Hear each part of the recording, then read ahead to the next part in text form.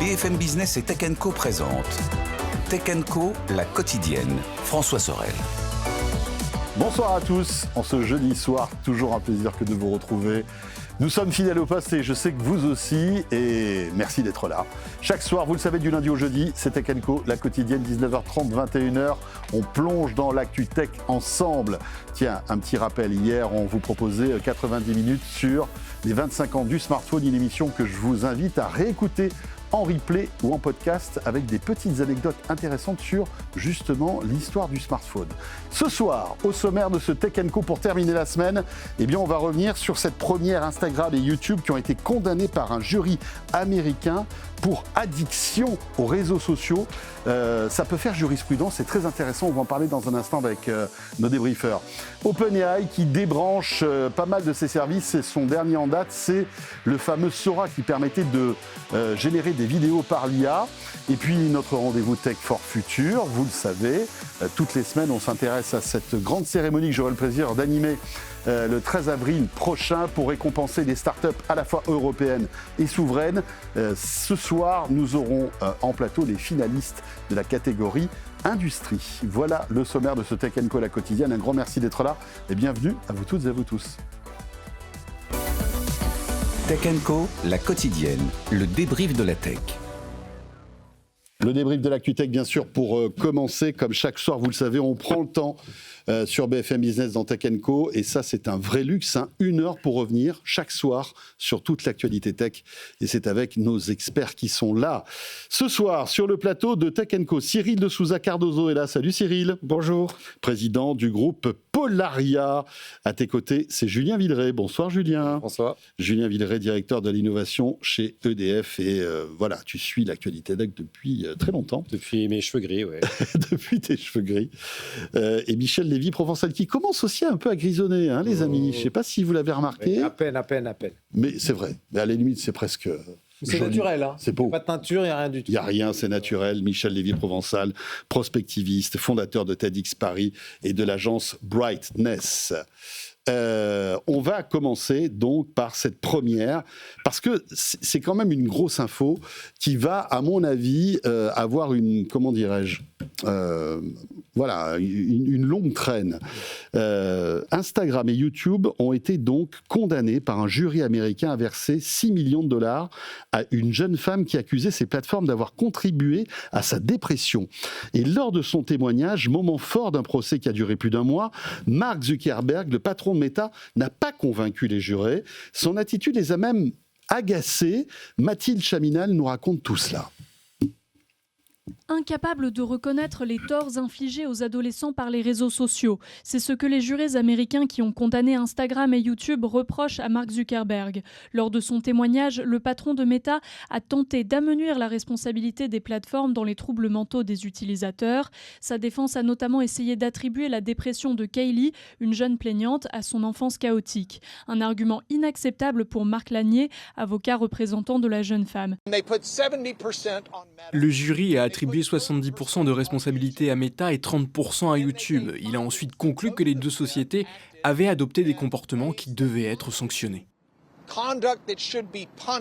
Autre source d'agacement pendant le procès, Mark Zuckerberg a changé de version et ça ne nous a pas plu, confie à l'AFP l'un des 12 jurés. Pour les parents des victimes, cette condamnation est un immense soulagement. Laurie Schott, mère d'une adolescente de 18 ans décédée par suicide, espère d'autres décisions de ce type à l'avenir.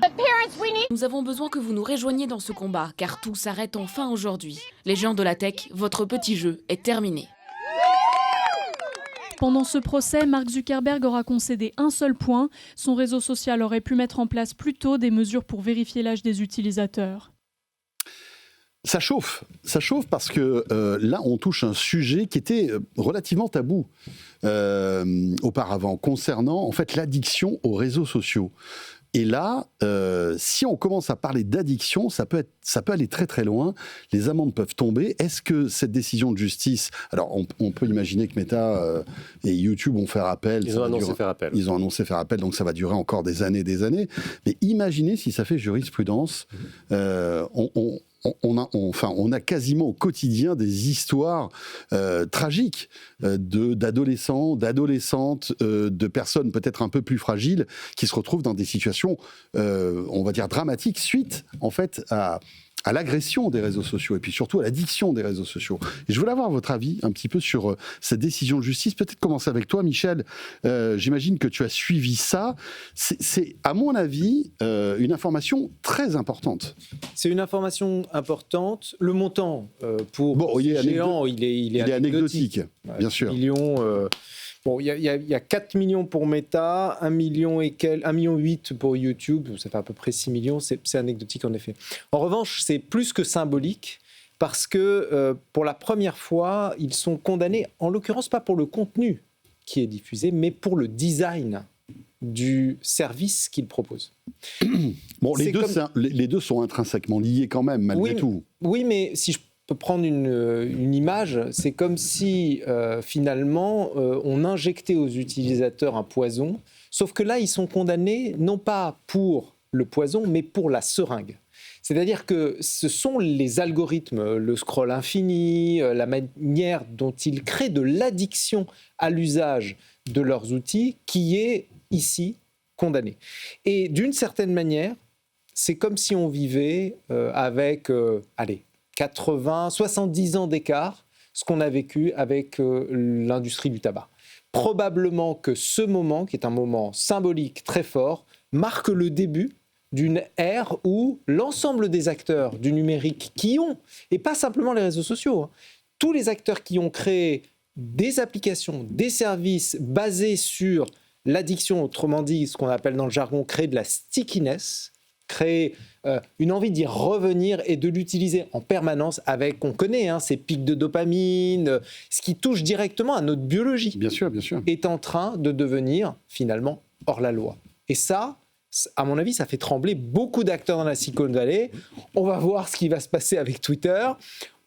TikTok, en France, on est assez en pointe sur le sujet. Je sais que, vous le savez, le président Macron s'est positionné. Il n'y a pas plus tard qu'hier, d'ailleurs, la première dame est intervenue sur le sujet lors d'un événement avec la première dame américaine pour parler effectivement des dangers de l'addiction aux écrans et aux réseaux sociaux. Donc c'est un moment à suivre. Julien ? Oui, je suis complètement d'accord avec ce qu'a dit Michel. J'ajouterai quelques éléments. D'abord, Snap et TikTok, qui étaient également partie prenante du procès, ont transigé avant. Oui, c'est-à-dire qu'ils se sont arrangés. Ils se sont arrangés financièrement en coulisses. Pourquoi ? Parce qu'ils ont probablement compris que c'était évidemment avant tout un tribunal médiatique qui a eu lieu et un jury populaire.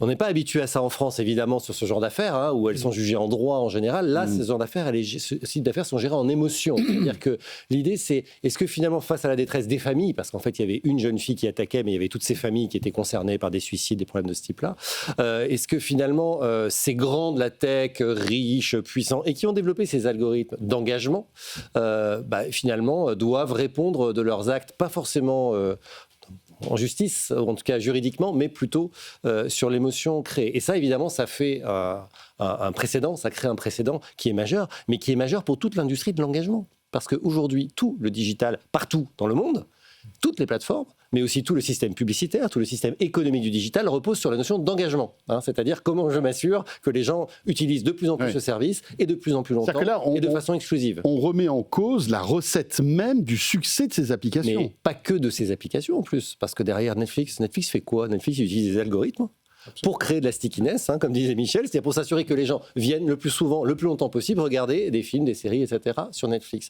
Mais je pousse un peu le bouchon, le replay qui est sur nos box en France, à partir du moment où il fait des recommandations algorithmiques pour dire tiens, vous avez regardé telle Plus belle la vie, je vous propose la nouvelle série de France 2 ou de France, il fait exactement pareil. Jusqu'où ça va, cette question-là ? C'est évidemment, j'ai pas la réponse, mais c'est très intéressant. Et donc l'analogie avec l'industrie du tabac, elle est très forte, elle est très juste, mais elle est peut-être même probablement sous-dimensionnée, parce qu'en fait, l'intégralité aujourd'hui de nos vies et probablement à l'avenir va être gérée par des algorithmes. Moi, je suis ChatGPT, je suis OpenAI, je suis vraiment pas tranquille. On a tous entendu ces histoires d'adolescents, ou moins adolescents d'ailleurs, qui entrent en dialogue avec une IA, qui leur fait croire que potentiellement elle pourrait les pousser à faire des actes irréparables. Même sans aller jusque-là, on voit bien le potentiel de litigation en bon français, mais le potentiel de procès qui existe sur l'intégralité de nos vies numériques en fait. Donc c'est en fait assez vertigineux.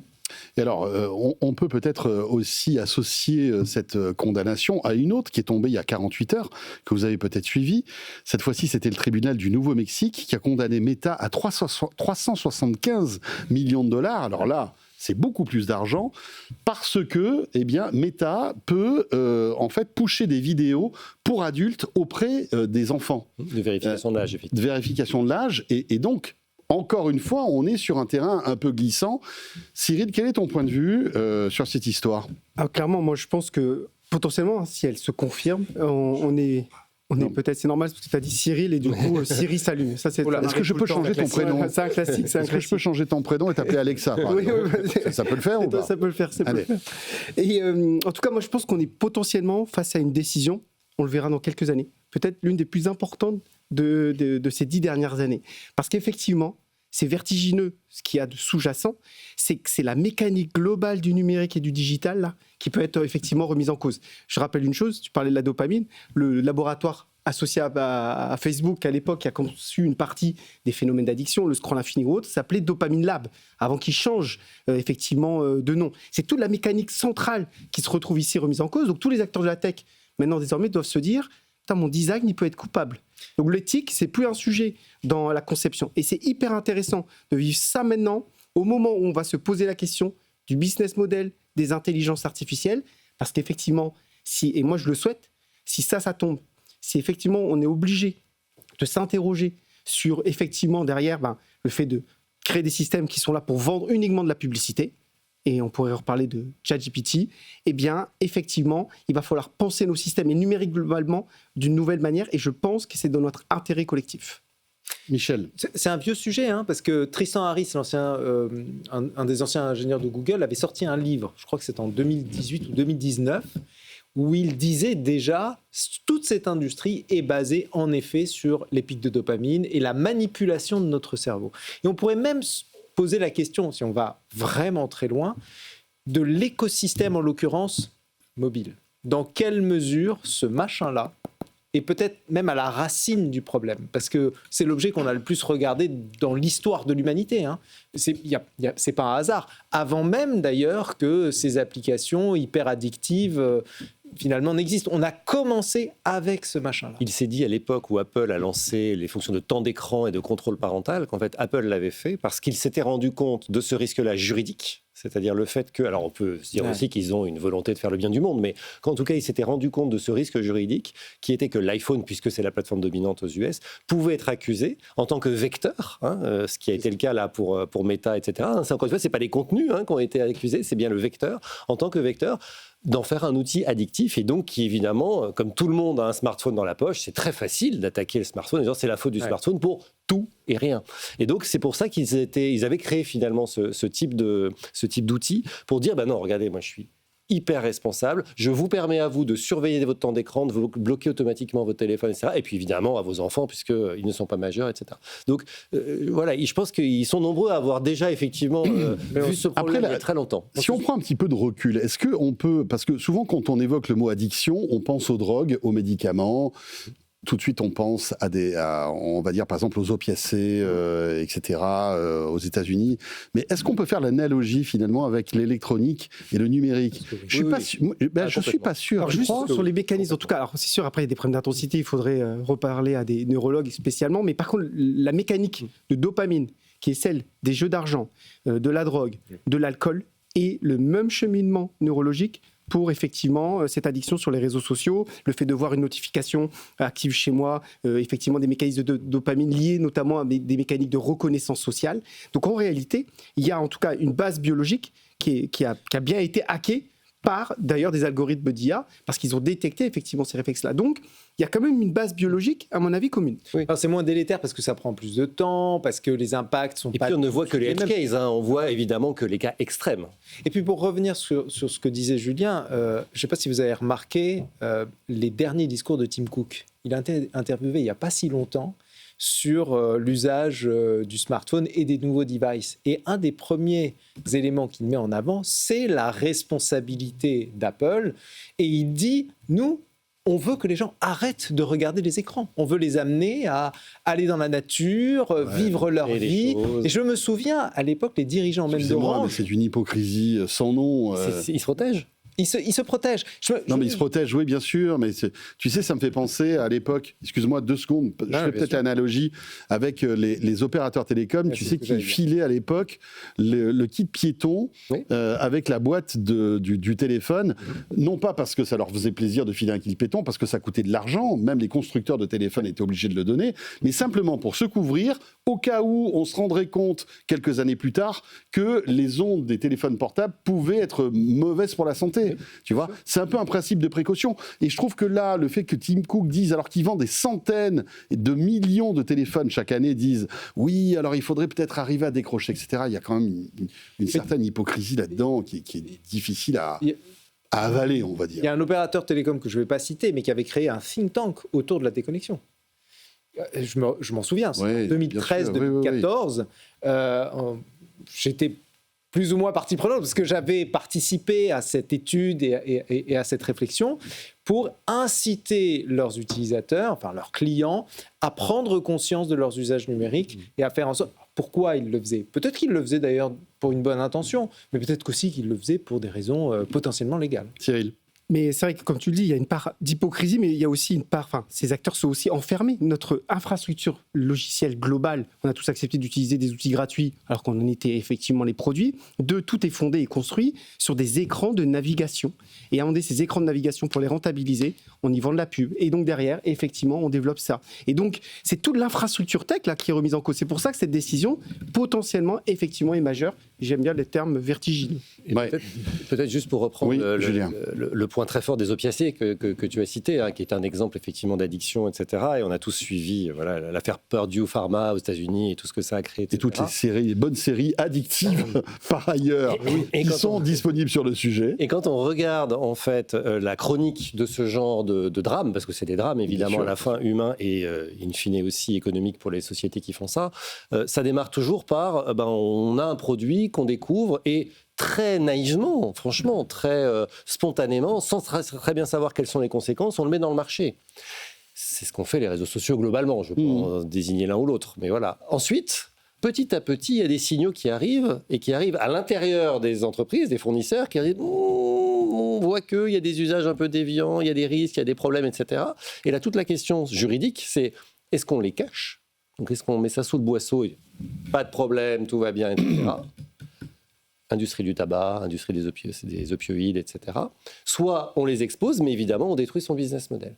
Et donc ça a quand même été quelque chose qu'on a vu dans toute l'histoire de l'homme moderne, en tout cas. Bien sûr. Et c'est probablement ce qui est en train de se passer. C'est pour ça que j'utilise ce mot vertigineux, parce que si ça va jusqu'au bout, et on voit les class action en Californie déjà se monter, on voit, il y a déjà des milliers de procès qui sont en train de se monter aux États-Unis, ça va être intéressant à regarder.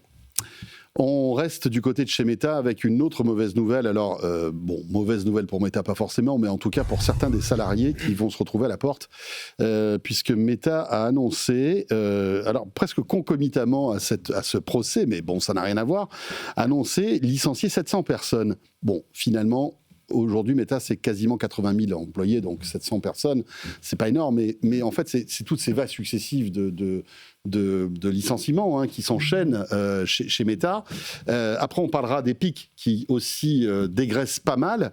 Et ce qui est intéressant, c'est que quand on regarde un petit peu dans quel, on va dire, département de chez Meta ces licenciements sont programmés, eh bien, c'est le Reality Labs. Vous savez, on va dire tout le département VR qu'on a beaucoup évoqué dans Tech & Co, à l'époque du métavers, etc., etc. Et on voit que Mark Zuckerberg, qui pendant longtemps a tenu droit, c'est-à-dire que on sait que même quand certains commençaient un peu à railler la stratégie de Mark Zuckerberg concernant le métavers, il continuait à investir des milliards. Mais là, visiblement... Voilà, ça commence un petit peu à dégraisser là-dessus, parce qu'on se rend compte que il n'y a pas c'est compliqué, quoi. Il n'y a pas d'avenir. En fait, les vagues précédentes déjà, parce que Meta a déjà, depuis le Covid, depuis la fin du Covid, et c'est plusieurs dizaines de milliers de collaborateurs. Exactement, et beaucoup étaient dans cette division-là déjà, sachant que Mark Zuckerberg, sa psychologie, c'est quoi ? C'est de dire, j'ai raté le mobile, et je ne veux plus jamais rater aucune vague parce que j'ai raté le mobile et que ça m'a foutu les boules. Pardon de le dire comme ça, mais c'est vraiment ça. Donc derrière, il a cherché le next big thing, la prochaine innovation sur laquelle il va vouloir être mieux, plus que les autres. Et donc ça a été, croyait-il, les lunettes de réalité virtuelle. Ouais. Force est de constater que pour l'instant, ce n'est pas le cas. Avec son fameux métavers. Mais les technologies qu'il a développées lui ont quand même permis de développer un certain nombre de produits qui ont plutôt un très beau succès avec les Meta Ray-Ban qu'on connaît et probablement pas mal de nouveaux paires de lunettes, etc. connectées. Donc, je ne pense pas que ce soit de l'argent perdu, honnêtement. Mais en tout cas, le côté VR, réalité virtuelle... On parle de 80 milliards. ...est abandonné. Ouais. Et pour lui, maintenant, c'est les GI. Pour lui, maintenant, c'est les GI. Donc c'est l'intelligence artificielle générale. Donc, c'est ça son nouveau Graal. Et donc, pour ça, comme il l'a fait pour le VR, il a mis des centaines, en l'occurrence, de milliards sur la table. Donc, c'est vraiment, je crois que son objectif, en fait, c'est juste d'être sûr de ne pas rater la prochaine vague. Et donc, quelques centaines de personnes en moins sur quelque chose qui n'a pas de toute évidence été la prochaine vague, voilà, c'est presque anecdotique pour lui. Mais sauf qu'il a raté, en l'occurrence, la vague. Oui, c'est quand même Alors, est-ce qu'on peut dire que c'est un échec ? Pas forcément, parce qu'effectivement, sur toutes ces dizaines de milliards, il y en a forcément qui ont servi au déploiement des lunettes Ray-Ban, etc. etc. C'est quand même assez anecdotique vu l'ampleur de l'investissement. 1 milliard quasiment par mois de dépensés depuis, je crois, 2020. C'est monumental. Il a raté, en effet, la vague de l'IA générative. Il a essayé de la rattraper. Il a probablement quand même réussi à construire une infrastructure. En l'occurrence GPU, parce qu'il ne faut pas oublier quand même qu'il fallait beaucoup de GPU aussi pour faire du métavers. Elle est peut-être en partie obsolète, mais il est resté dans cette logique parce qu'il faut construire des savoir-faire aussi autour de la GPU et de l'infrastructure et de l'hébergement. Donc ça, c'est clair que Meta est devenu un acteur dans le domaine. Après, il y a un autre, je ne sais pas si vous avez vu, mais il y a un autre effet, c'est qu'en même temps qu'ils ont annoncé cette charrette de, je crois, 700 personnes, certains disent beaucoup plus. Je crois qu'il y a eu des rumeurs qui montaient à 15 000, ouais. Ouais, mais ça reste des rumeurs. En même temps, ils ont annoncé un bonus à 6 ou 7 execs de l'entreprise pour près d'1 milliard. Donc, le lundi, ils annoncent, je crois que c'est le lundi qu'ils ont annoncé les bonus et le mardi, ils annoncent les licenciements. Donc, il va y avoir quand même un sujet là-dessus. Et puis, le dernier point, c'est qu'on voit quand même qu'il y a un mouvement qu'on pourrait peut-être attacher à Meta ici, mais on va le voir après peut-être avec Epic et on pourra le voir sur d'autres boîtes où finalement, la machine, l'IA, les GPU sont en train de remplacer les humains dans les boîtes. Et ça, c'est un mouvement de fond, pas à pas, qui est un peu sourd. De temps en temps, on a quelques pics qui nous permettent de voir qu'en effet, il y a un mouvement qui se passe. Mais ces boîtes-là sont en train d'être des boîtes de capital et moins des boîtes dans lesquelles la valeur travail humain, le travail humain est valorisé. Et ça, c'est un vrai mouvement de fond sur lequel, à mon avis, il faut être très attentif, en particulier parce qu'ils sont toujours précurseurs.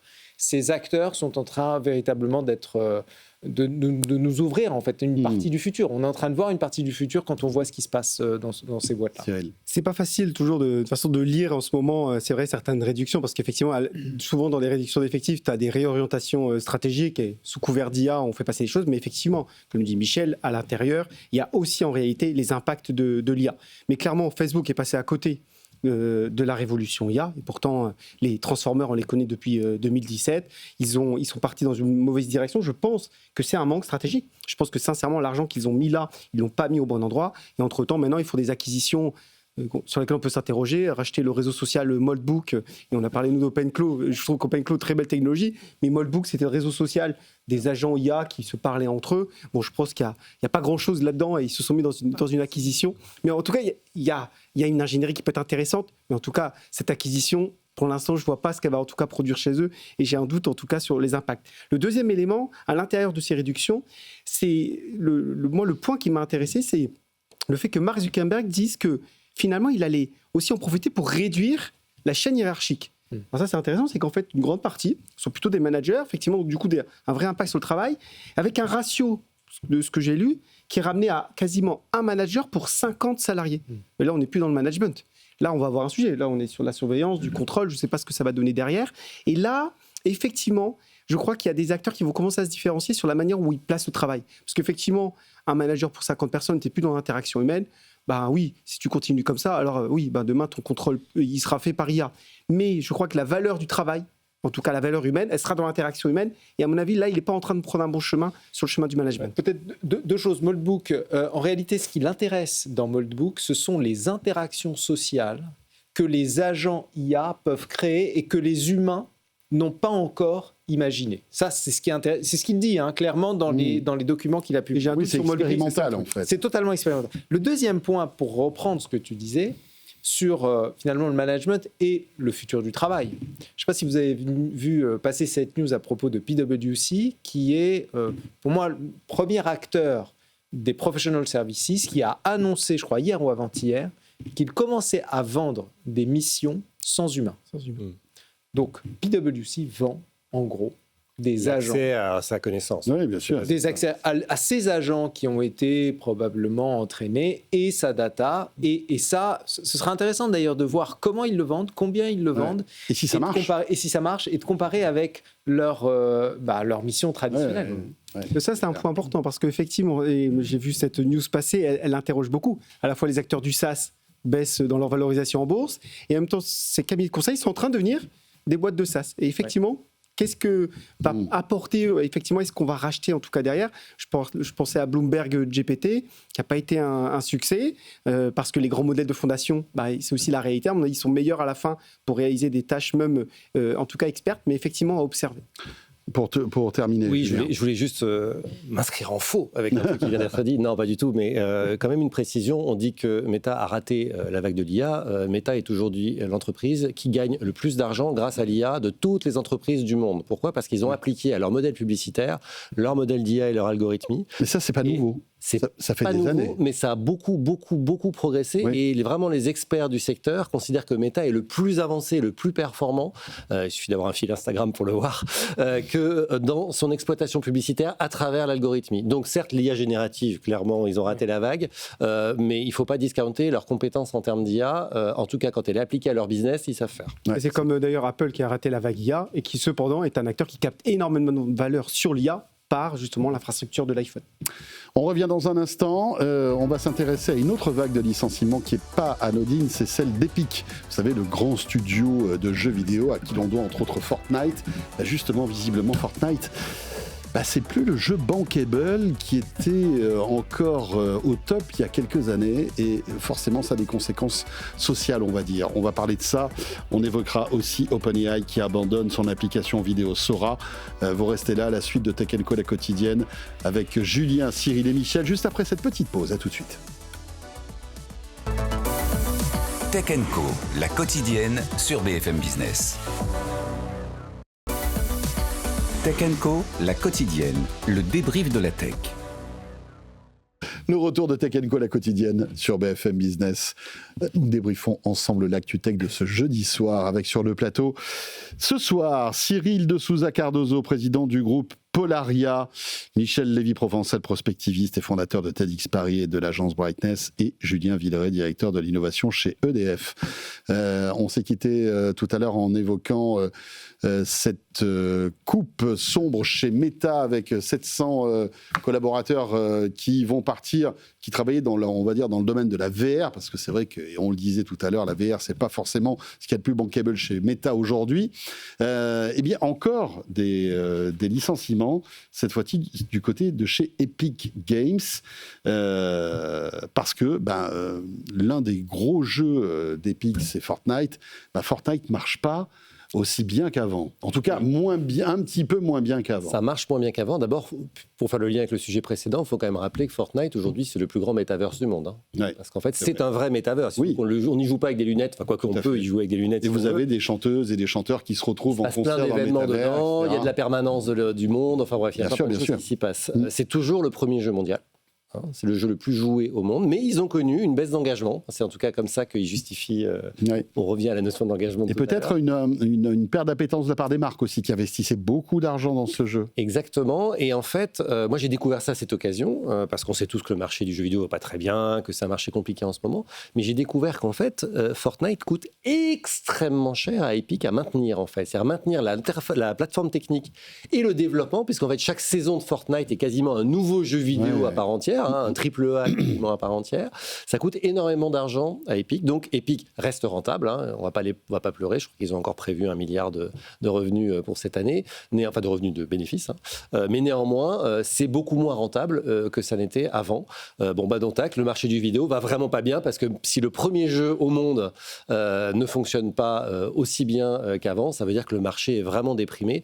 Et si je peux juste rajouter un point, parce que ça c'est la petite note d'espoir, c'est qu'en même temps, hier, enfin, juste avant, est tombée une information qui est que le marché du jeu vidéo en France s'est bien développé et était en croissance en 2025. C'est-à-dire qu'on a eu une bonne année 2025 sur le marché du jeu vidéo en France, ce qui est quand même une bouffée d'air frais, parce que dans le reste du monde, ça va mal. Alors on a eu quelques gros succès vidéoludiques l'année dernière, mais c'est aussi le lancement de la Switch 2 qui a permis tout ça.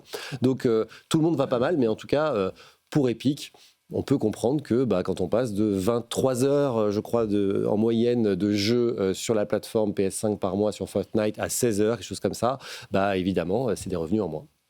Michel, on évoquait tout à l'heure l'IA qui pouvait peut-être se substituer à des employés chez Meta. Est-ce que là aussi, dans le domaine du jeu vidéo, il n'y a pas cette menace aussi, peut-être de remplacer des tâches par l'intelligence artificielle? On peut imaginer que sur un jeu sur Fortnite, il y a plein de choses que tu peux mettre à la sauce IA générative, quoi. Bien sûr, non mais évidemment aujourd'hui, grâce à l'IA générative, on est capable de créer des mondes en 3D, des mondes interactifs. On a tous vu les démos notamment de Google avec leur modèle qui est capable de construire des mondes 3D dans lesquels on navigue et qui sont générés en temps réel. Donc ça va bouleverser le monde du jeu vidéo. En l'occurrence ici, en tout cas c'est ce qu'ils disent, et j'ai tendance à les croire, je ne pense pas que ce soit l'IA qui soit réellement la raison pour laquelle ils sont dans cette difficulté-là. D'abord parce que aujourd'hui, l'IA générative n'est pas véritablement mature sur la 3D temps réel pour générer ces mondes-là. Ça va venir très vite, mais ça n'est pas le cas. En revanche, il y a quelque chose que tu disais, Julien, qui est, me semble-t-il, très juste et qui touche vraiment très largement le monde du logiciel. C'est la question des cycles. C'est-à-dire qu'aujourd'hui, le cycle de vie d'une application ou d'un jeu vidéo a tendance à se raccourcir drastiquement. Aujourd'hui, il y a des jeux vidéo qui ont besoin de saisons. Des saisons qui vont durer 2 semaines, des saisons qui vont durer 1 mois, peut-être 3 mois maximum. Donc quand tu dois reconstruire un jeu vidéo parce que tu dois créer cette addiction, cet engagement, cette nouveauté. Ça, c'est nouveau. C'est ce que tu disais. Oui, c'est exactement ça. Mais ça touche aussi le monde du logiciel. On arrive à un stade aujourd'hui où, grâce au vibe coding, finalement, on est capable de créer des applications, que ce soit des applications mobiles, des applications SaaS, en quelques jours, et de les mettre à disposition du marché. Demain, on sera capable, en tant qu'utilisateur, juste de demander à une IA de construire l'application dont on a besoin à un instant T et de la rendre jetable. On arrive à un moment où le monde du logiciel devient ultra darwinien et peut-être que la valeur de ces jeux est en train de s'écrouler, et la valeur du logiciel et la valeur du SaaS en général est en train de s'écrouler tout simplement parce que l'IA va être capable, demain, peut-être de les générer quasiment en temps réel. Peut-être qu'on va vers le streaming d'applications et plus simplement le streaming de contenu. Et ça, c'est un changement de paradigme pour le monde du logiciel. Et peut-être qu'on vit les premiers moments. Peut-être qu'on vivra dans le jeu vidéo, c'est clair. Cyril, ton point de vue? Je pense que ça nous renvoie à notre premier sujet là, sur effectivement un peu ces fondamentaux sur l'économie de l'addiction qui sont en train de tomber. Il y a une réalité effectivement dans le jeu vidéo, c'est que potentiellement, alors qu'effectivement on a été face à des sociétés qui avaient une sorte de monopole sur la production de leurs jeux vidéo, une industrie culturelle de manière générale, qui s'est, à mon avis, détournée peu à peu de ce qu'elle devait faire, des produits culturels, créatifs, stimulants, qui peu à peu sont tombés dans les logiques économiques, dont l'objectif était plutôt l'addiction que la qualité. Et je crois qu'on est en train de voir, alors qu'émerge effectivement l'IA, effectivement, si je passe peu de temps à produire des jeux vidéo d'une moindre qualité, c'est ce que dit Michel, en réalité. Tout le monde va être capable de le faire. Les jeux qui vont faire la différence demain, les studios de création qui vont faire la différence demain, c'est celles et ceux qui vont remettre de la créativité dans ce qu'elles font, qui vont être à la hauteur de ce qu'on attend du jeu vidéo, d'être une industrie en tout cas culturelle. Et je crois que ça fait vraiment encore une fois écho à notre premier sujet. On est de nouveau face potentiellement à une remise en cause de l'infrastructure, de l'addiction au cœur de l'univers technologique. Il faut bien voir qu'on est là sur un jeu service. C'est le premier grand jeu service qui existe, donc un jeu pérenne, comme on l'a dit, un peu metaverse, donc qui dure sur la durée et qu'on a besoin d'animer régulièrement. C'est pas le seul, et on voit que c'est quand même plutôt ces grands jeux-là qui fonctionnent. On voit que GTA, la version qui est la plus grosse vente de jeux vidéo, le GTA précédent est sorti il y a 11 ans. Il est toujours un des jeux les plus joués aujourd'hui dans les jeux vidéo. Donc je pense que le sujet, c'est pas forcément que la nouveauté, mais c'est aussi cette capacité à capter l'attention, l'engagement, on y revient. Et peut-être que Epic s'est un peu fourvoyé ou s'est un peu perdu avec son modèle. Ils annoncent 1000 licenciements de mémoire. Vous vous rendez compte qu'ils vont continuer à faire tourner le jeu et à développer le jeu le plus joué au monde, le plus connu au monde, avec 1000 personnes de moins. Ça poserait même la question de dire combien il en reste. Non, c'est pour ça que j'évoquais l'IA, parce que je me dis comment arriver toujours à cette même qualité sans une substitution, si tu veux, de la machine. C'est pas possible. Il est assez probable que, alors, dans la... Tu vois, la génération, les infographies, enfin, tous les... Alors, dans la dimension créative, justement, et graphique des jeux vidéo, il y a aujourd'hui un rejet très fort des gamers, donc des joueurs patentés, de l'IA, parce que il y a vraiment un côté artistique dans l'IA qui leur est très proche, mais dans tout ce qui est codage derrière, évidemment que tous les studios utilisent de l'IA, c'est absolument évident, et que dans les licenciements, il y a probablement de la productivité liée au codage des moteurs, le cas s'appelle Unreal pour ce qui est de Epic, qui est de plus en plus, si ce n'est vibe codé, au moins assisté par du codage par IA. C'est absolument évident. Mais Spotify avait annoncé il y a un mois que depuis un trimestre, leurs développeurs ne codaient quasiment plus. Oui. Et que c'était que du vibe coding qui était réalisé. Je rappelle quand même qu'Epic, c'est pas la première charrette. Ils en ont fait une en 2023, plus de 800 personnes. Donc, ce dont on parlait tout à l'heure avec Meta, petit à petit. Progressivement, on voit la substitution, particulièrement dans le monde du digital, des métiers humains, du travail humain, par la puissance machine et par l'IA. Toutes les startups, il se trouve que nous on a un incubateur, donc on voit passer beaucoup de projets de startups qui démarrent, qui sont en général 2-3 personnes. Elles avaient toutes dans leur business plan sur la première année quelques centaines de milliers d'euros pour développer des prototypes, en général faits par des développeurs externes, par des sociétés de conseil, etc. Aujourd'hui, en quelques jours, elles vibe codent leur maquette. Elles discutent avec Claude et en 2-3 jours, la maquette fonctionnelle. Et c'est pas qu'une maquette, c'est connecté avec des API, ça remonte des datas. C'est une préversion finalement. Donc en fait, elles ont toutes aujourd'hui un modèle économique de démarrage, en tout cas, qui est déjà très très différent de ce qu'il était il y a 2 ans. Donc ça va très vite quand même. On analysera quand même les résultats un peu de ces stratégies-là au regard de leur capacité demain à rester effectivement créative, capacité à développer en tout cas de la qualité. Parce qu'effectivement, si ces charrettes-là conduisent effectivement dans une boucle un peu négative, à une capacité en tout cas à ne pas produire du contenu de qualité, alors c'est là en tout cas qu'elles se retrouveront à payer. Allez, on enchaîne avec OpenAI et un clap de fin pour un logiciel que vous utilisiez peut-être de temps en temps. Il s'agit de Sora. Quelques mois seulement, justement, après son lancement officiel, OpenAI annonce donc l'arrêt de son IA qui permet de générer des vidéos à la demande. Un outil très spectaculaire, on en avait beaucoup parlé dans Tech & Co, très populaire aussi, mais évidemment impossible à rentabiliser. Anthony Morel nous expliquait tout ça dans Good Morning Business. Oui, c'est-à-dire qu'OpenAI, ils sont à un moment charnière où il faut arbitrer entre l'effet waouh de la technologie et les dollars sonnants et trébuchants. Or, générer un film à la demande, et cette application Sora permet de le faire, c'est magique, et c'est vrai que l'application est très vite devenue virale. Le problème, c'est que ça coûte incroyablement cher. Alors, OpenAI n'a jamais donné de chiffre précis, mais les estimations d'analyse donnaient un coût de plus d'€1 par vidéo de 10 secondes, sachant qu'avec un abonnement à 20 €, un abonnement de ChatGPT, on peut générer plusieurs dizaines de vidéos. Donc, on voit bien que le modèle économique était tout simplement intenable, que ça cramait énormément de cash, pour le dire simplement. D'ailleurs, c'est ce qu'admettait le responsable de Sora publiquement sur X il y a encore quelques semaines. Or, aujourd'hui, avant sa possible introduction en bourse, OpenAI est dans une logique d'optimisation des coûts, de recentrage sur des outils qui permettent de gagner de l'argent et non pas d'en perdre. Donc, tout ce qui concerne le codage, les outils de productivité pour les entreprises, tout ça, ça va. Mais des outils comme Sora, malheureusement, n'ont plus leur place. Fijissimo, la patronne française des applications chez OpenAI, OpenAI a fait clairement passer le message aux équipes. Elle demande de ne pas se laisser distraire par ce qu'elle appelle des quêtes secondaires, reprise du langage du jeu vidéo. OpenAI laisse donc le champ libre à Google ou encore à ByteDance qui, eux, poursuivent avec leurs outils de vidéo. C'est un arrêt qui a aussi pris par surprise Disney qui avait signé un gros accord avec OpenAI avec une prise de participation d'$1 milliard, remise en cause par l'arrêt surprise de Sora. Voilà, alors ça pose évidemment plein de questions sur le devenir d'OpenAI parce que on voit que il y a un malaise en ce moment chez OpenAI. Régulièrement, on a des petits signes comme ça. Là, c'est un gros signe quand même parce que Sora était très populaire. Beaucoup de gens s'amusaient, s'envoyaient ces vidéos. C'était même devenu un l'engagement petit réseau. était en chute très forte. Ouais, pas tant de gens. Oui, parce que au départ, c'était à la mode et tout le monde testait sa petite vidéo pour voir parce que voilà, c'était hyper viral et on retrouvait ces vidéos partout sur Insta, sur TikTok, etc.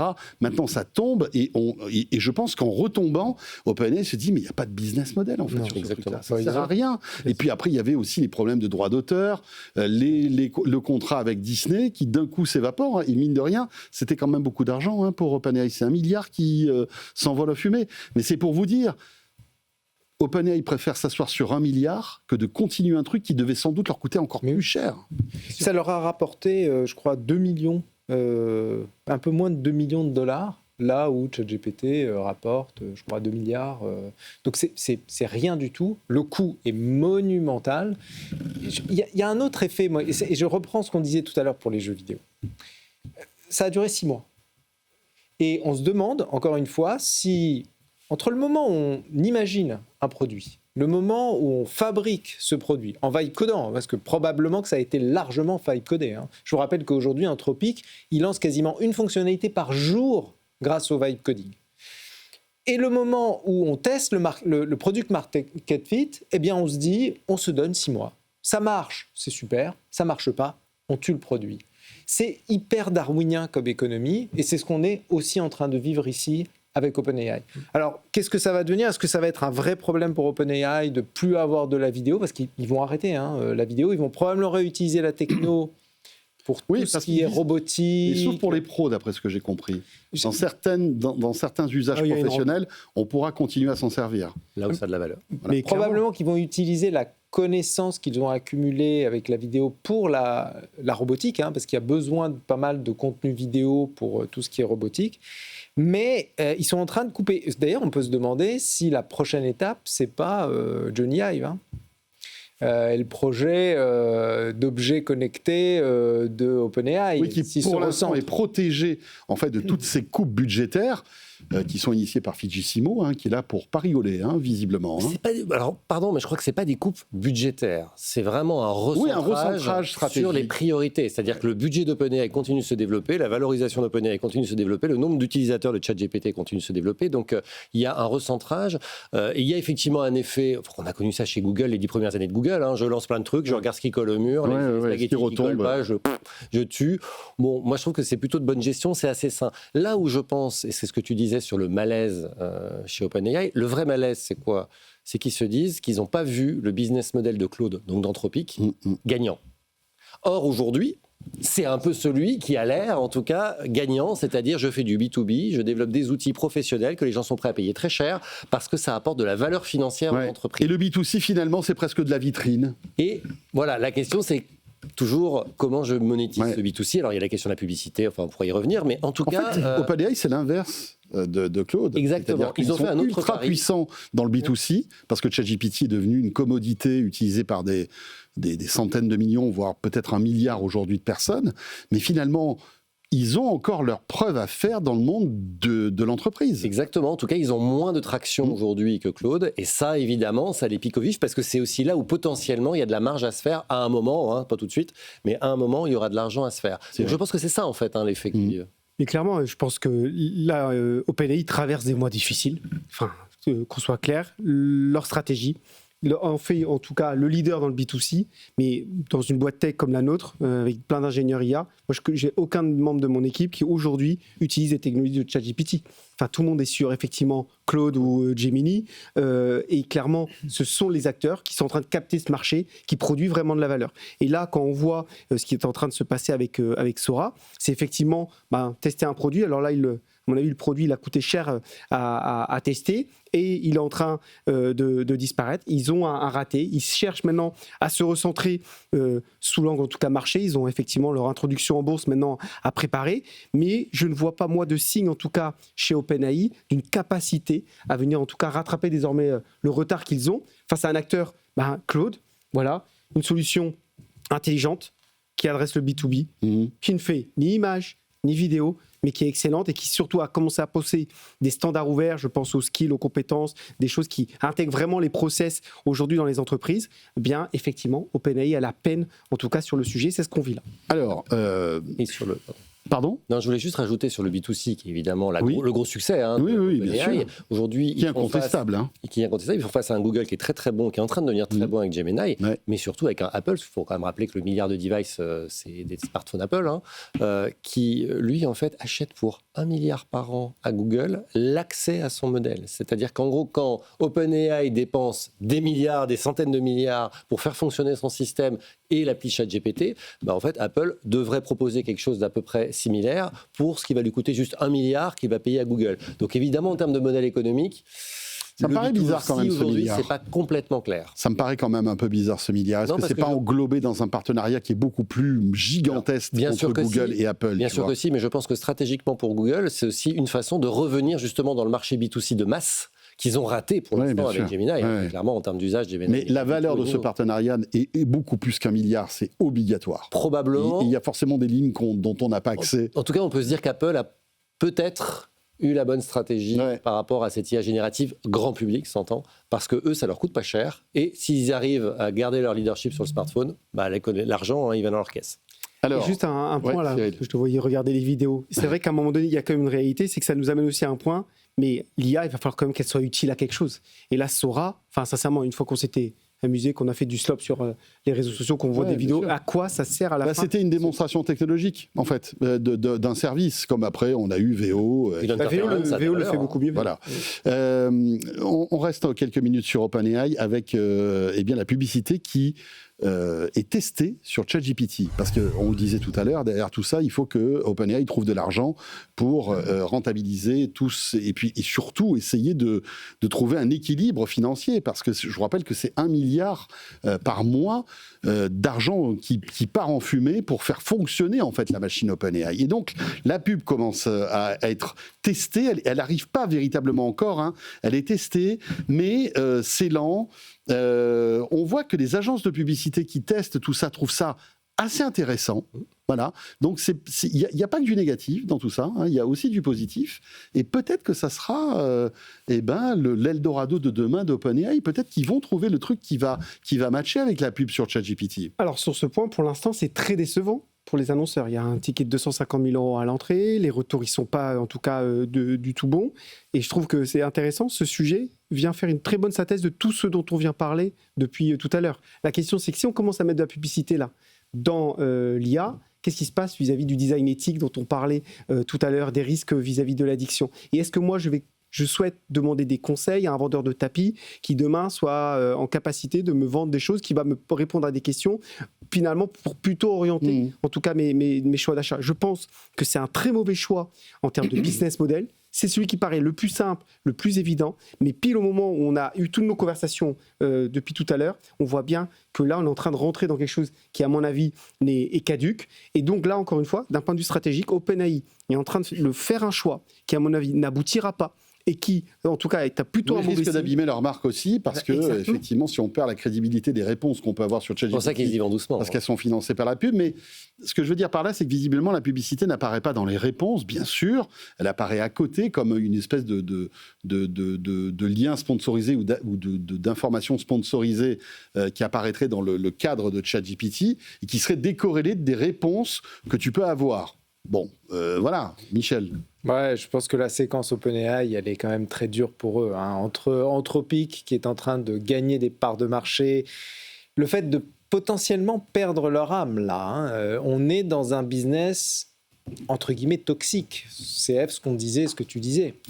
Il y a un risque énorme pour OpenAI. Alors on comprend très bien, ils essaient d'aller sur le marché de Google, essaient de casser en fait la dynamique. Ils l'avaient déjà fait avec le search. Puis quand tu as 800 millions ou 1 milliard d'utilisateurs, forcément, la publicité, ça fait briller les yeux. Hein. Oui, mais ils ont essayé de tuer le search avec ChatGPT. Ils y sont d'une certaine manière, pas totalement, mais ils ont commencé à vraiment bousculer Google sur le search et donc sur le business model de Google. Là, on est à une époque où la mécanique de l'attention, donc la mécanique de l'addiction, parce que c'est basé sur ça, la pub, est potentiellement, au regard de l'image que c'est construite, anthropique.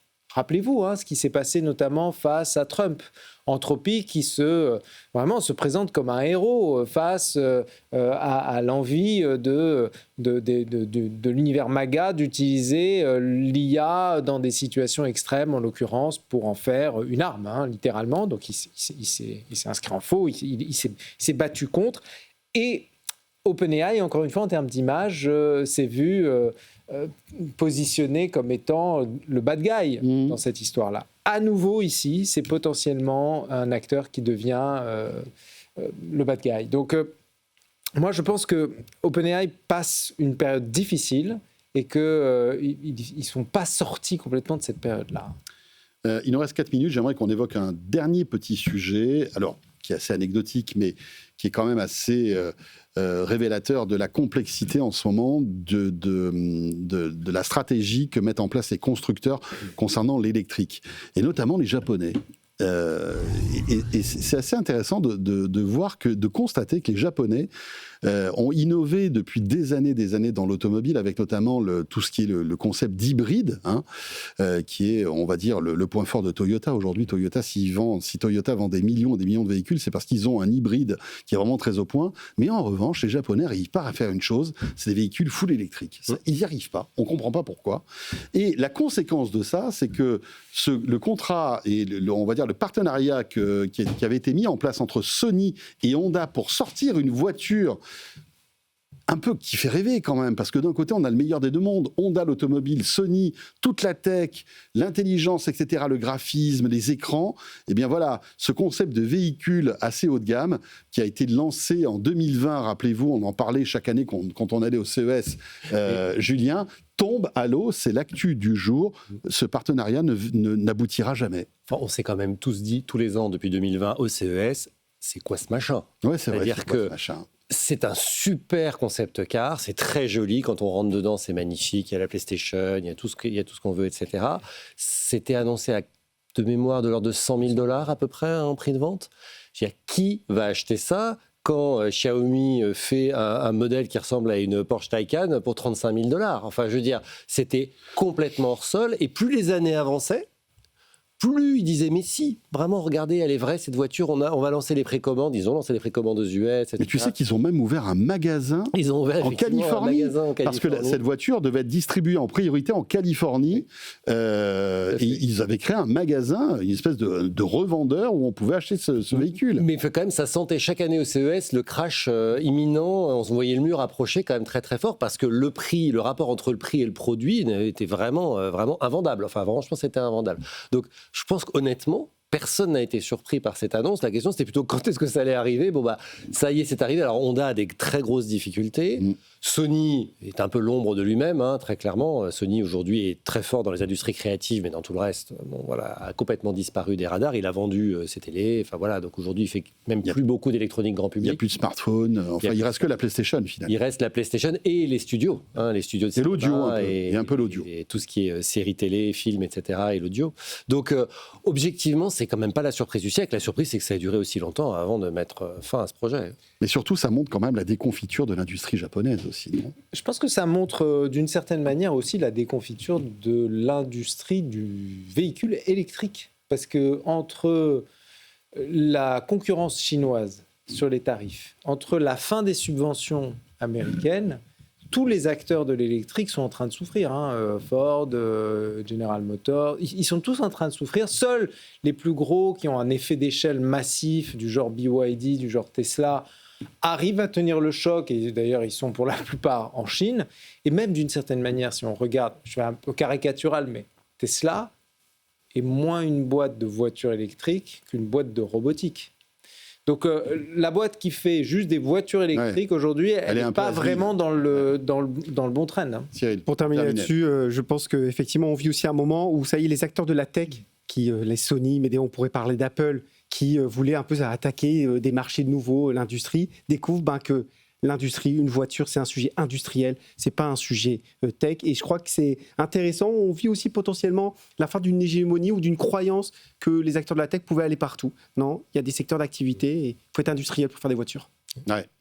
Moi, c'est l'industrie japonaise qui me fait un peu de peine parce que on a connu on va dire l'excellence japonaise dans l'industrie, notamment électronique, dans les années 80, 90, etc. Ils ont été l'inventeur de plein de choses, le CD, le VHS, enfin plein de trucs. Et aujourd'hui, ça devient un peu compliqué pour. Et l'économie japonaise se porte mal globalement depuis très longtemps. C'est ça. Eh bien voilà, merci beaucoup à tous les trois. Merci Cyril de Souza Cardozo, président du groupe Polaria, merci. Merci. Merci à Julien Villeray, directeur de l'innovation chez EDF. Merci François. Et Michel Lévy-Provençal. À bientôt Michel. Merci François. Prospectiviste et fondateur de TEDx Paris, l'agence Brightness. Vous restez avec nous, Tech & Co revient. Petite demi-heure encore, on va passer ensemble. Et nous allons partir du côté des Tech for Future. Voilà un bel événement BFM Business, c'est la tribune. On va tout vous expliquer dans un instant. On va s'intéresser aux finalistes dans la catégorie industrie qui sont avec nous sur ce plateau. Et puis vous restez là dans une minute. C'est Léa Benaïm qui nous rejoint pour le Tech Flash comme chaque soir. Bonne soirée et à tout de suite. Tech & Co, la quotidienne sur BFM Business. Tech & Co, la quotidienne, Tech Flash. Voilà, 20h31, un grand merci d'être avec nous, c'est Tech & Co, la quotidienne. Et comme chaque soir, on plonge tout de suite du côté de l'actu. Ce qu'il faut retenir dans le domaine de l'actu du jour et dans la tech, c'est le Tech Flash et c'est avec Léa Benaïm. Bonsoir Léa. Bonsoir François et bonsoir à tous. Et à la une, Epic Games sabre dans ses effectifs. Le studio de jeux vidéo va supprimer 1000 postes, soit près d'un quart de sa masse salariale. Selon son PDG, l'entreprise dépense nettement plus qu'elle ne gagne, en cause notamment Fortnite, son jeu phare qui peine aujourd'hui à maintenir son audience après un succès planétaire pendant la période Covid. Epic Games avait déjà supprimé plus de 800 postes, c'était en 2023. Également dans l'actualité, Sony abandonne son projet de voiture électrique avec Honda. La co-entreprise lancée en 2022 devait marier l'expertise numérique de l'un avec le savoir-faire industriel de l'autre. Mais les deux groupes japonais se retrouvent dans une impasse. Honda a dû revoir à la baisse ses investissements dans l'électrique, ce qui rend le projet difficilement réalisable dans un marché de plus en plus concurrentiel. Léa, toujours dans l'actualité auto, c'est Uber qui accélère sur la conduite autonome chez nous, en Europe. En Europe, le géant des VTC a signé un partenariat avec le chinois Pony AI, le croate Verne, pour lancer ce qui sera selon lui le premier service de robot-taxi commercialisé en Europe. Dans ce modèle, Pony AI fournit la technologie de conduite autonome, Verne gère la flotte et Uber intègre le service à son application. Des tests sont déjà en cours en Croatie pour un lancement attendu dans les prochaines semaines.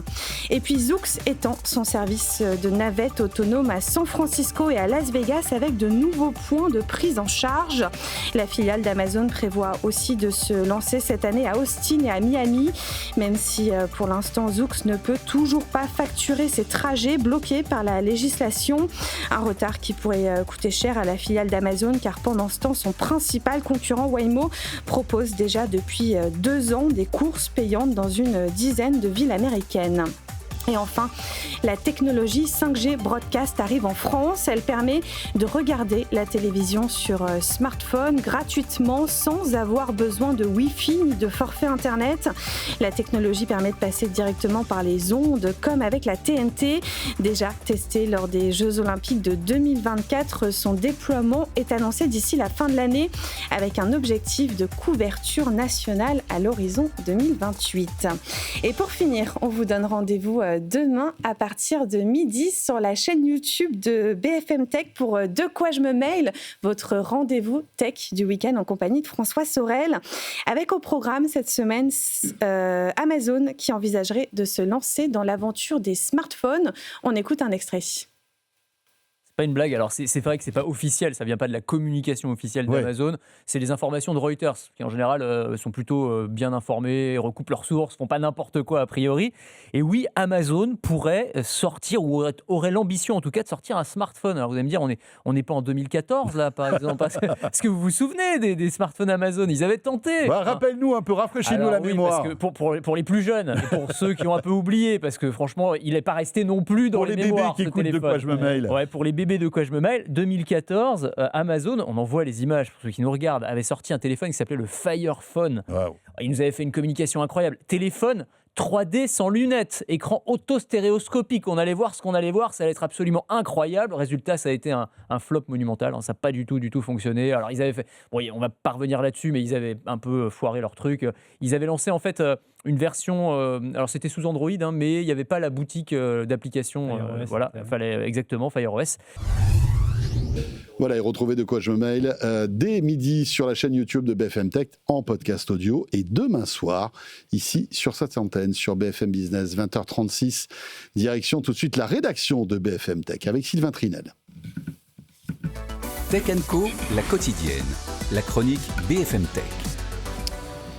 Bonsoir Sylvain. Bonsoir. Alors on parle beaucoup de l'augmentation du nombre d'abonnés chez les géants de la SVOD, mais assez peu des abonnements, parce qu'il y en a.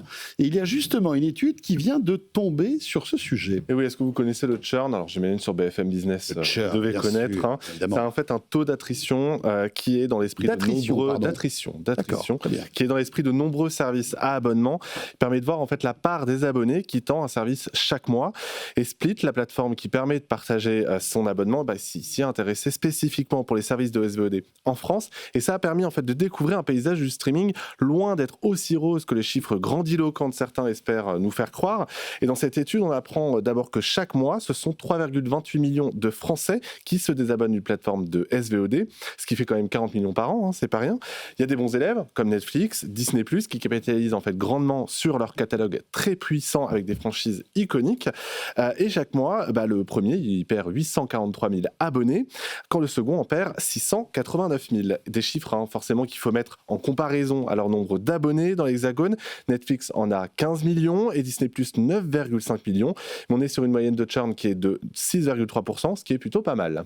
Alors il y a les bons élèves, mais il y a surtout les mauvais élèves. Et c'est ça qui nous intéresse, Sylvain. Nous intéresse évidemment. Et ces mauvais élèves, ça dit quand même quelque chose de la manière dont les Français consomment les plateformes de SVOD. À la dernière place, on a Prime Video, dont le taux de churn est quand même de 12,6%. Chaque mois, ce sont 1,2 million de personnes qui se désabonnent de la plateforme de streaming d'Amazon, et pour un total quand même de 14,4 millions d'abonnés. Ce chiffre, il est quand même préoccupant. Ça vient démontrer surtout qu'Amazon a bien du mal à capitaliser sur ses franchises pour conserver ses abonnés. Ils ne sont pas fidèles. Voilà, ils vont donc aller voir ailleurs et même revenir uniquement pour une série, un programme, un documentaire. Et HBO Max et Apple TV, puisqu'il faut quand même en parler, ils ne sont pas non plus à la fête. Le premier perd 235 000 abonnés par mois, quand le second en perd 311 000, soit un taux de churn de 9,4%, ce qui n'est pas terrible. Et ce n'est pas faute de chercher à fidéliser des abonnés, par exemple en diffusant un épisode par semaine pendant 6-8 semaines. Eh ben non, ça ne marche pas, en tout cas en France. Merci beaucoup Sylvain. Et si cette étude vous intéresse, n'hésitez pas. Vous avez l'intégralité de ce rendez-vous sur BFM Tech. Merci beaucoup Sylvain. 20h38, il est temps de plonger dans nos Tech for Future, comme chaque jeudi soir. Tech & Co, la quotidienne, en route vers Tech for Future. Et oui, rendez-vous le 13 avril pour la cérémonie de remise des prix de ces Tech for Future. Un rendez-vous qui célèbre les startups à la fois européennes, mais aussi souveraines, en ces temps où on évoque beaucoup la géopolitique et l'indépendance technologique. Franchement, ces Tech for Future ont du sens. C'est un rendez-vous qui est mené en collaboration avec La Tribune, BFM Business et La Tribune. Et j'aurai le plaisir de vous retrouver le 13 avril au Pâté Palace, au cœur de Paris, pour cette cérémonie cérémonie et la remise des prix. Et on découvrira les lauréats dans ces catégories. Alors, plusieurs catégories, data IA, environnement, énergie, impact, industrie, santé et start. Start, ce sont les pépites en phase d'amorçage dans tous les domaines. Ce soir, je vous propose de nous intéresser à notre catégorie industrie avec 4 startups finalistes de cette catégorie et je vais vous les présenter tout de suite. Nous avons par exemple Romain Futsch qui est avec nous, le président et cofondateur de Luchrome. Bonsoir Romain. Bonsoir. Merci d'être avec nous. On va découvrir dans un instant ce qu'est Luchrome. C'est en fait, je crois, une nouvelle génération d'écrans électroniques. Vous allez nous expliquer ça dans un instant. Nous avons aussi Yacine Kabesh qui est là. Bonsoir Yacine. Bonsoir. Vous êtes le président de Circule Egg. C'est ça. Et dans Circule Egg, il y a Egg. Exactement. Et bien voilà. Et qu'est-ce que vous faites des coques d'œufs? Vous allez nous expliquer ça dans un instant. J'ai 2 Clément aussi sur le plateau de Tech & Co ce soir. Clément Baldelou. Bonsoir Clément. Bonsoir. Vous êtes le président et cofondateur de Capilum, c'est comme ça qu'on prononce, et Clément Busutil, président et fondateur de Neuronex. Bonsoir. On commence avec vous Clément. Allons-y, présentez-nous Neuronex. Neuronex qui est à Peigny. Vous êtes originaire du département des Bouches-du-Rhône, dans le sud donc. Exactement. L'entreprise est basée plus précisément à Marignane, dans un technocentre d'EDF et d'Airbus Hélicoptère. Et j'ai fondé l'entreprise en 2023 où j'ai déposé un brevet qui permet en fait à des industriels, des opérateurs de production de pouvoir montrer une tâche répétitive à un robot et de voir le robot ensuite de manière autonome, soit les aider à reproduire cette tâche de manière très intelligente ou reproduire la tâche en autonomie. C'est-à-dire qu'un peu comme un humain qui va regarder quelqu'un faire autre chose, le robot va apprendre de ce qu'il voit, c'est ça? Comment ça marche? Exactement. Et l'enjeu, c'est vraiment de ne pas supprimer les humains, ceux qui ont le savoir-faire, les compagnons de l'usine. Au contraire, c'est de les mettre dans une position où ils sont professeurs de l'IA, ils sont professeurs de la machine. Et l'IA, parce qu'elle va être en mesure de récupérer beaucoup de données sur un site de production, va complètement agréger l'ensemble de ces données pour pouvoir reproduire ensuite le processus en prenant le contrôle d'un bras robot. Alors comment faites-vous justement pour que le robot apprenne de vrais gestes en imitant l'humain finalement? C'est ça, comment ça se passe? Eh bien, toute la technologie, elle repose sur un dispositif que justement j'ai breveté, qui permet en fait à l'opérateur de montrer la tâche. Par exemple, vous allez avoir un outil qui va être équipé d'une caméra et d'un certain nombre de capteurs. Par exemple, une perceuse connectée. Et grâce à cette perceuse, il va être en mesure de reproduire son geste un certain nombre de fois. Et une fois que vous avez un certain nombre de prises, c'est pas plus de 10 minutes, 10-15 minutes, la tâche est apprise par le robot et le robot est en mesure de réaliser sa tâche de perçage en autonomie.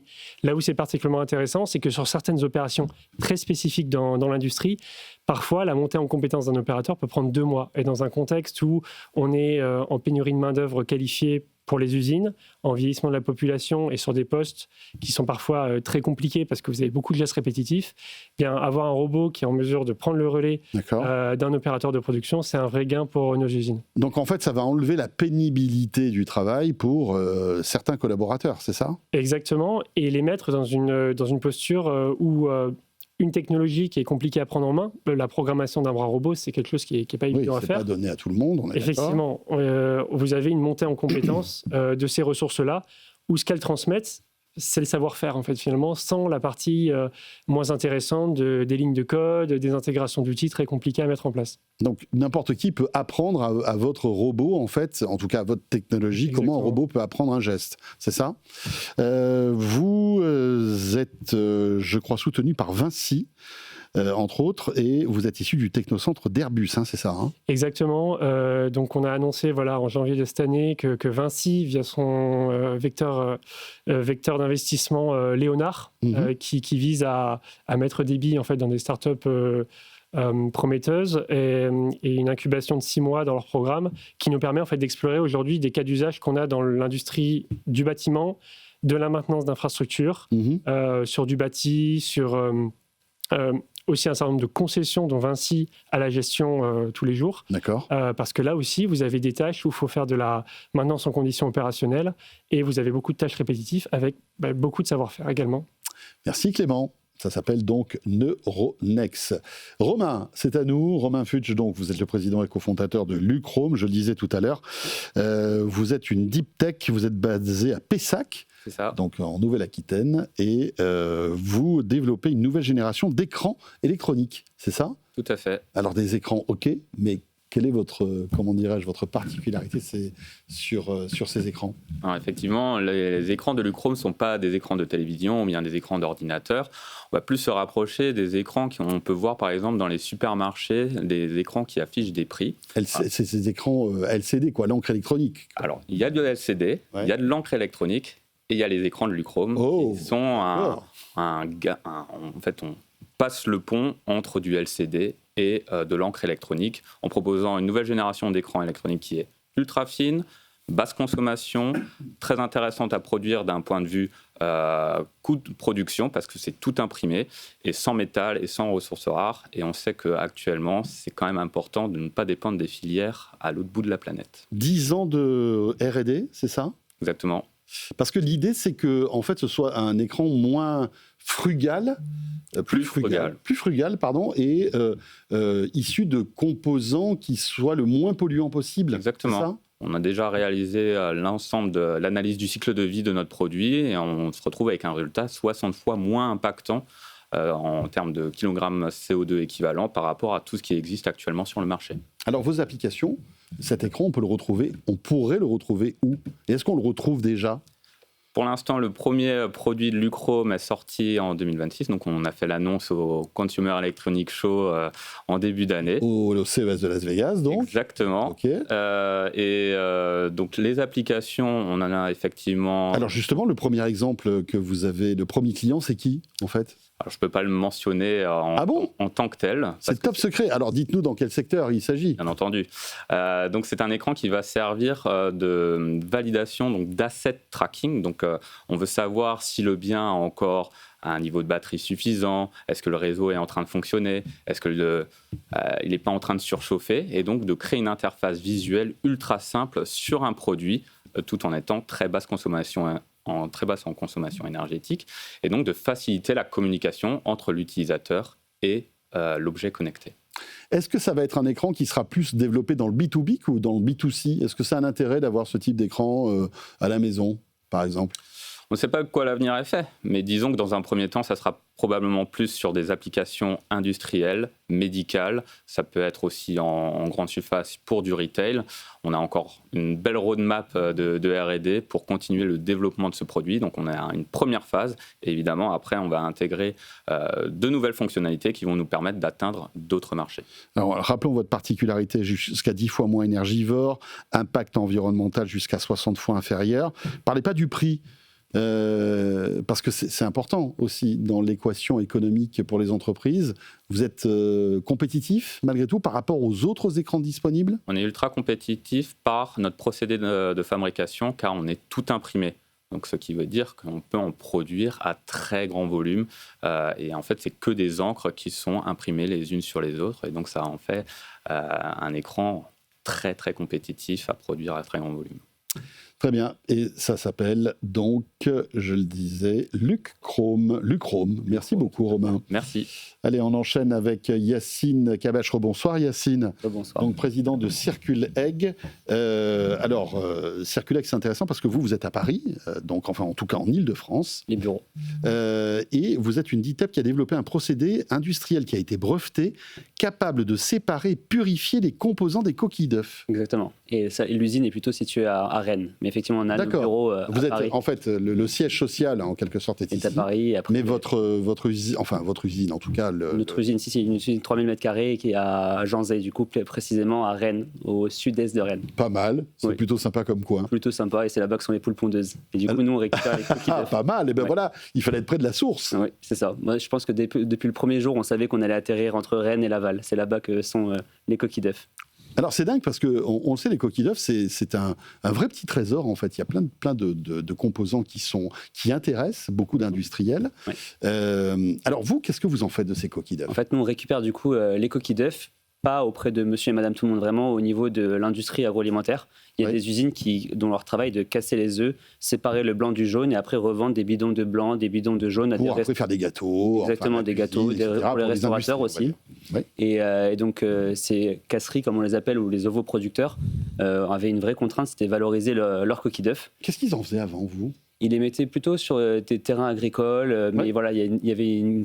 Il faut se rappeler quand même que la coquille d'œuf est assez riche d'un point de vue microbiologique et donc il y a quand même une contrainte en termes de micro-organismes et donc il fallait qu'il les décontamine. Donc voilà, il y avait une certaine problématique. Source de calcium, je crois. C'est ça. Et donc qu'on peut mettre sur les terrains agricoles. Ouais. Mais surtout, nous, ce qu'on a fait, c'est qu'on a trouvé un procédé pour séparer la coquille et la membrane. Et ensuite, on décontamine, broie et sèche la coquille et la membrane. Et ensuite, on revend ces deux ingrédients vers d'autres filières industrielles. La coquille externe, vous le disiez, c'est du calcaire, c'est du carbonate de calcium. Ça, on l'adresse plutôt au marché des matériaux, peinture, revêtement de sol, caoutchouc. Parce qu'ils ont besoin de ça. Ils ont besoin de calcium on a besoin de calcium pour fabriquer la peinture, par exemple. Exactement, oui. En fait, aujourd'hui, ils prennent déjà du calcaire, c'est du carbonate de calcium, et ils en mettent 20 à 30%. Ça provient plutôt d'origine fossile. Et nous, ce qu'on vient, on vient en fait substituer leur carbonate de calcium par une matrice qui est biosourcée, recyclée, décarbonée. Et donc, en fait, on les accompagne dans leur stratégie de décarbonation. Et en plus, ils ont des enjeux aussi réglementaires où ils doivent avoir un certain nombre de produits biosourcés, recyclés, décarbonés. Et le deuxième produit, ça c'est la membrane. Elle est riche en collagène, acide hyaluronique, élastine. C'est ce qui étanchéifie en quelque sorte la coquille d'œuf, c'est ça ? C'est la petite membrane blanchâtre qui nous embête quand on écale un œuf. Et celle-ci, en fait, on l'adresse en tant que plutôt ingrédient pour le marché du complément alimentaire, de la nutri-cosmétique et du pet food, donc nos animaux de compagnie. Ah bon ? Parce que pourquoi ? En fait, il y a des propriétés, cette membrane a des propriétés pour le soutien de la fonction articulaire et la bonne santé de la peau également. Ok. Donc on commercialise nos ingrédients depuis 12 mois. Donc l'usine produit et nous on commercialise nos ingrédients depuis 12 mois. Et donc aujourd'hui, on a plus d'une centaine de produits qui sont sur le marché avec nos ingrédients. C'est génial. Ouais. Et alors, quel est le secret de séparation en fait de ces deux matières ? Comment faites-vous ? Alors en fait, nous, ce qu'on fait, c'est justement ce qu'on a breveté, mais grosso modo... J'imagine que vous ne faites pas ça avec votre petite main comme ça. On a hésité pendant un moment, mais non, par un procédé, c'était quand même plus simple. Il faudrait que vous preniez le robot de monsieur, peut-être. J'ai entendu pas mal de cas. Il ne faut pas qu'il soit trop maladroit, parce qu'avec les coquilles d'œufs, ça va être embêtant. Non, effectivement, il y a quelque chose à imaginer. Non, nous, en fait, grosso modo, c'est vraiment une différence de densité. Comme on le voit, la membrane, c'est quelque chose d'assez volatile, alors que la coquille, c'est quelque chose de dense. Et donc, nous, on a copié d'autres procédés, mais de telle manière, en fait, à pouvoir les séparer de constituants. Très bien. L'année 2026 pour vous, c'est quoi ? C'est encore plus de clients, accélérer peut-être l'accès au marché, effectivement. La production aussi ? La production, là, on a signé un gros partenariat justement avec les 5 plus grosses casseries de France, donc ovoproducteurs. Et donc l'idée, c'est de monter progressivement avec elles. En fait, ces 5 casseries, elles ont aujourd'hui 80% des coquilles d'œufs de France. Ça représente, j'en ai pas parlé, mais aujourd'hui, il y a 40 000 tonnes de coquilles d'œufs qui sont rejetées par les industries agroalimentaires. Et donc, avec ces 5 casseries, on a 30 000 tonnes. Et donc, l'idée, c'est de monter progressivement pour récupérer toutes leurs coquilles d'œufs et donc plus commercialiser, notamment sur la membrane où, on a, comme je disais, on a des chiffres et l'idée, c'est de passer maintenant à l'international. On a commencé à ouvrir de nouveaux pays. Bravo, merci beaucoup Yacine Kabesh, président donc de Circule Egg. On va terminer avec Clément Baldeloup, donc le président et cofondateur de Capilum. Capilum qui est à Clermont-Ferrand. Vous êtes une deep tech. Alors vous, après les œufs, on s'intéresse aux cheveux. C'est ça, Clément ? Absolument. Capilum, c'est la première filière mondiale de recyclage et valorisation des cheveux. Alors attendez, donc les cheveux, comment vous les récupérez déjà ? Ceux qui poussent sur notre tête, forcément, on prend la barbe aussi. Il y en a certains qui en ont un peu moins, on va pas rentrer dans les détails ce soir. Mais bon, ils en ont produit à un moment donné, ça c'est sûr. C'est ça. En fait, effectivement, nous, c'est parti d'un constat, il y a 1 million de Français qui vont se faire couper les cheveux chaque jour. Nous, on s'est dit que c'était véritablement dommage parce que le cheveu, c'est quand même une ressource qui a des propriétés, quand on sait la travailler, qui sont assez extraordinaires. Ça ressemble beaucoup à la laine, finalement, en termes de propriétés. Et donc, nous, on a développé un réseau... Excusez-moi, mais la plupart des coiffeurs, qu'est-ce qu'ils en font des cheveux ? Alors, de base, ils les jettent à la poubelle, des ordures ménagères. C'est même ce qu'on appelle un déchet ultime. Donc, nous, on met à disposition des salons de coiffure des kits de recyclage. Donc, on a 6000 salons de coiffure dans la démarche aujourd'hui, entre 15 et 20 tonnes de cheveux, finalement, qu'on arrive à collecter à Clermont-Ferrand dans des usines Michelin qui nous accompagnent sur la partie industrielle notamment. Donc, vous dites, vous sensibilisez les coiffeurs à conserver les cheveux. Oui. OK. Ils les récupèrent. Vous les prenez. Et qu'est-ce que vous en faites de ces cheveux ? Eh bien, nous, ces cheveux, on leur redonne une seconde vie, finalement. On va travailler sur 2 secteurs d'activité, la dépollution des eaux et des sols, puisque le cheveu, naturellement, absorbe jusqu'à 8 fois son poids en hydrocarbures, mais avec le travail de notre R&D, jusqu'à 26 fois. Donc, dans les contextes de marée noire, par exemple, ou de zones portuaires polluées, le cheveu vient dépolluer les océans. Ah bon ? Oui, tout à fait. Mais alors, est-ce que vous le transformez, ce cheveu, ou alors simplement vous le nettoyer et puis après comment il est, par exemple, je sais pas moi, pour un épisode de pollution maritime, comment vous le déployez et comment va-t-il aspirer tous ces polluants ? Eh bien, en fait, le cheveu de base, il a une structure qui est écaillée. Donc finalement, tous les corps gras viennent s'installer dans les écailles, mais nous, on vient mélanger le cheveu avec de la laine et créer des formes de coussins qui viennent finalement à la surface. Comme d'énormes éponges. Exactement. C'est le travail de l'éponge, mais au niveau, on va dire, plus haut.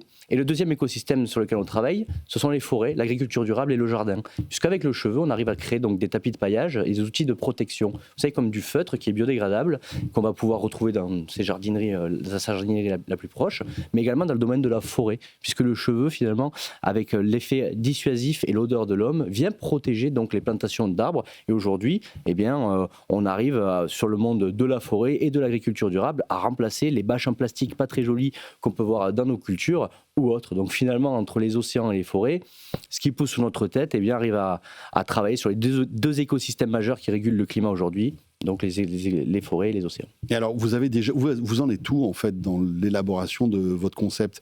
Vous commercialisez déjà votre produit final ? Bien sûr. Vous avez des clients ? Oui, nous avons des clients, notamment des pépinières, des syndicats forestiers. Nous avons également toutes les jardineries qu'on peut connaître pour le particulier. D'accord. Et donc, effectivement, ça prend très très fort parce qu'aujourd'hui, on cherche à avoir des solutions biosourcées à mettre dans nos cultures. Et donc, effectivement, ça explose en France et à l'étranger d'ailleurs, puisqu'on a ouvert donc aussi la Belgique et le Luxembourg, tant sur la collecte du cheveu que sur la disposition de nos produits, parce qu'il y a une vraie attente à ce niveau-là. Et vous arrivez facilement à sensibiliser les coiffeurs, par exemple, à récupérer les cheveux ? Comment ça se passe ? Est-ce que vous les rétribuez ou c'est simplement, vous récupérez les cheveux sans contrepartie ? Ça a une valeur, le cheveu, comme ça, coupé ? Alors, effectivement, de base, c'est un déchet, donc ça n'a pas de valeur, mais effectivement, nous, on arrive à avoir des effets de levier auprès des salons de coiffure qui sont très intéressants. On arrive à faire supprimer notamment la taxe d'ordures ménagères des coiffeurs qui travaillent avec nous, parce que ça représente quand même plus de 60% de leurs déchets. Et c'était moins vrai il y a quelques années, mais aujourd'hui, ça l'est. Aujourd'hui, les citoyens, comme vous et moi, posent la question maintenant aux coiffeurs en disant « mais qu'est-ce que vous faites de mes cheveux ?» Puisque c'est une demande, c'est une nouvelle tendance du marché, si je puis dire. Tout le monde est un peu plus éco-responsable. Et donc, le coiffeur doit aussi apporter une solution à sa clientèle. Oui, ça peut être aussi un petit truc marketing supplémentaire. Alors, finalement. ça l'est forcément parce que ça valorise aussi leur image. Alors, en plus d'être éco-conscient, aussi, ça peut leur apporter du business parce qu'un coiffeur augmente forcément son CA quand il a des actions RSE comme la nôtre. Eh bien, merci beaucoup Clément Baldelou, président et cofondateur de Capilum. Merci aussi à Clément Busutil, président et fondateur de Neuronex, Yacine Kabesh, président de Circuleg et Romain Futsch, président et cofondateur de Lucrome. L'un d'entre vous sera sur la scène du Pâté Palace le 13 avril prochain pour la cérémonie des Tech for Future. J'aurai le plaisir de vous retrouver l'un d'entre vous. Bonne chance et ce Tech & Co est terminé. On se retrouve bien sûr dès lundi dès 19h30 sur BFM Business. Et j'aurai le plaisir aussi de vous retrouver un peu plus tôt demain soir, là aussi sur BFM Business pour une autre émission, un autre rendez-vous dédié à la tech. C'est de quoi je me mail. D'ici là, très belle soirée et à très bientôt. Merci de nous suivre en direct ou en podcast. Tech & Co, la quotidienne sur BFM Business.